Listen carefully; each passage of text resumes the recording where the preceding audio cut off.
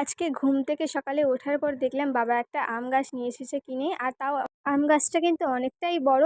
আর তোমরা কি বলতে পারবে এই আম পাতা দেখে যে এটা কি আমের গাছ? আর এদিকে যেখানটায় আমরা গাছটা লাগাবো সেই জায়গাটা এইদিকে বাবা পরিষ্কার করছিল, কিন্তু আমরা না পরে সেই জায়গাটায় লাগাইনি গাছটা, অন্য জায়গায় লাগাবো বলে সেখানে এই দেখো মাটি খুঁড়ছিলাম।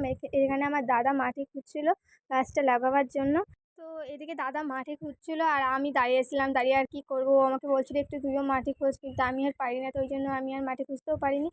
আর এদিকে কিন্তু গাছটা লাগাবার জন্য কিন্তু এখানটা মানে গর্তে জল দিয়ে দিল। আর আমাদের বাড়িতে কিন্তু অনেক আম গাছ আছে, তাও সত্ত্বেও বাবা আম গাছ কিনে নিয়ে আসলো। ওই জন্য বাবাকে বললাম, বাবা এটা কিসের আম গাছ? বললো এটা নাকি কাঁচা মিঠের আম গাছ।